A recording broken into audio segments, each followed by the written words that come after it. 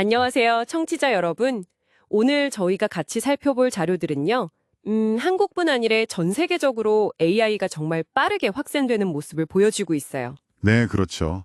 LG CNS나 네이버, 쿠팡 같은 큰 기업들 움직임부터 시작해서요. 맞아요. 그리고 금융, 여행, 심지어 국립공원 관리까지 생각지도 못한 분야까지 AI가 쓰이고 있더라고요. 기술적인 부분도 흥미로운 게 많죠. 오픈소스 모델이 막 퍼지고 AI가 스스로 학습하는 그런 얘기도 있고요. 네. 그래서 오늘 저희 목표는 이 정보들 속에서 핵심을 좀 뽑아내서 AI가 가져올 변화의 큰 그림을 한번 그려보는 겁니다. 좋습니다. 어디부터 시작해볼까요? 일단 그 네이버 소식부터 볼까요? 자체 개발한 하이퍼클로바 X요.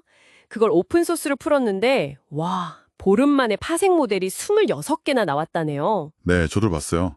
속도가 정말 어마어마하죠. 특히 GPU 없이도 작동하는 모델이 나왔다는 게 스타트업들한테는 정말 문턱이 확 낮아진 거잖아요. 그렇죠. 비용 절감이 크니까요.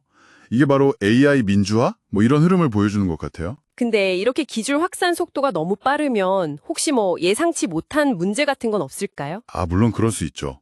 비용 절벽이 낮아지면 혁신 속도는 빨라지겠지만 품질 관리라든지 아니면 활용 방식에 대한 고민은 당연히 따라올 수밖에 없어요. 네, 다양한 서비스가 막 쏟아져 나올 텐데 말이죠.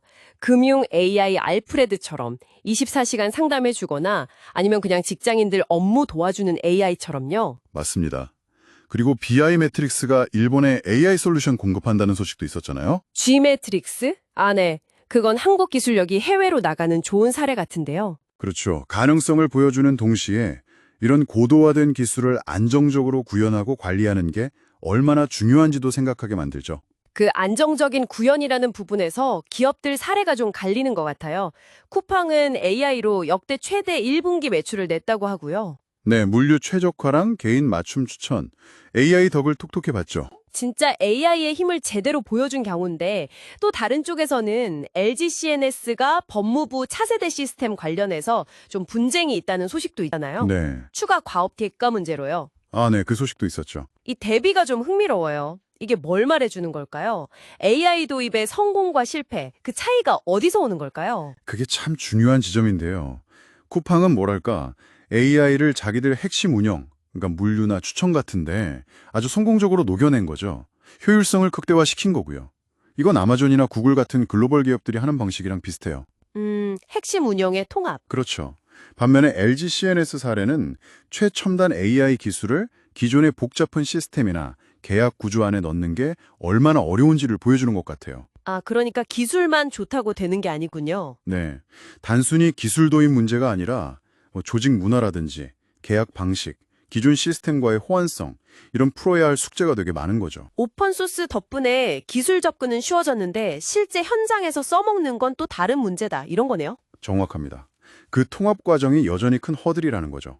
AI가 다른 AI를 훈련시킨다거나 챗 AI 자료 보니까 그런 내용도 있더라고요. OCR 기술로 문서에서 특정 단어, 예를 들어 방파제 같은 단어를 찾아내는 수준까지 왔지만요. 네. 그걸 실제 업무 절차에 매끄럽게 적용하는 건 또 다른 차원의 얘기인 거죠. 그 기술 접근성과 실제 구현 사이의 간극. 이게 결국 AI 격차 문제로 이어질 수도 있겠다는 생각이 드는데요. 맞아요. 그럴 수 있죠. 누구나 AI 혜택을 누리게 하려면 그냥 기술만 보급한다고 되는 게 아닌가 봐요. 네. AI 격차는 단순히 기술 접근성 문제만은 아니에요. 교육, 인프라, 그리고 AI를 진짜 문제 해결에 써먹을 수 있는 능력, 그 차이까지 다 포함하는 개념이죠. 하긴 AI가 여행 계획도 짜주고 국립공원 비디오 데이터 분석 같은 것도 한다던데 점점 생활 속으로 깊숙이 들어오니까 이런 격차 문제나 아니면 책임 소재 같은 윤리적 고민도 더 커질 수밖에 없겠네요. 정확합니다. AI가 이제 단순한 기술 트렌드가 아니잖아요. 비즈니스 경쟁력, 일상생활, 사회구조 자체를 바꾸는 동력이니까요. 그렇죠. 그래서 혁신을 계속 장려하면서도 동시에 윤리적인 가이드라인을 만들고 이 격차를 줄이려는 노력이 꼭 필요해요. 투자 관점에서도 보면 단순히 AI 기술 자체보다는 네. 쿠팡처럼 AI를 활용해서 특정 산업, 금융이든 물류든 거기서 확실한 가치를 만드는 기업이나 아니면 이런 복잡한 통합 문제를 해결해주는 플랫폼이나 솔루션 기업에 대한 관심이 더 높아질 수밖에 없고요. 그렇군요. 더 큰 그림에서 보면 AI는 이제 주어진 문제를 푸는 도구를 넘어서서 스스로 학습하고 발전하면서 문제 해결 방식 자체를 바꾸고 있는 거죠. 자, 그럼 오늘 얘기를 좀 정리해보면요. AI는 오픈소스 확산으로 더 많은 사람들에게 다가가고는 있지만, 동시에 쿠팡이나 LG CNS 사례처럼 실제 적용 과정에서는 여전히 풀어야 할 숙제가 많다. 네, 그렇습니다. 그리고 그 과정에서 기술 격차라든지 또 새로운 사회적, 윤리적 질문들이 계속 나오고 있다는 거네요. 맞아요. 그래서 마지막으로 당신께서 한번 곱씹어 볼 만한 질문을 하나 던져보고 싶어요. 네, 어떤 건가요? 오늘 우리가 살펴본 것처럼 AI는 정말 방대한 데이터를 가지고 특정 업무를 놀랍도록 빠르게 배우고 최적화하고 있잖아요. 문서를 분석하고 물류를 관리하고 심지어 다른 AI를 가르치기까지 하고요. 네. 그런데 만약에요, AI가 여기서 한 걸음 더 나아가서 스스로 어떤 문제를 해결할 가치가 있는지 이걸 정의하고 판단하기 시작한다면 아, AI가 문제 자체를 정의한다. 네. 그렇게 된다면 그때 우리는 과연 어떤 변화를 맞이하게 될까요? 한번 생각해 보시면 어떨까요? 싶습니다. 흥미로운 질문이네요. 오늘 저희와 함께 이렇게 깊이 파고들어 주셔서 감사합니다.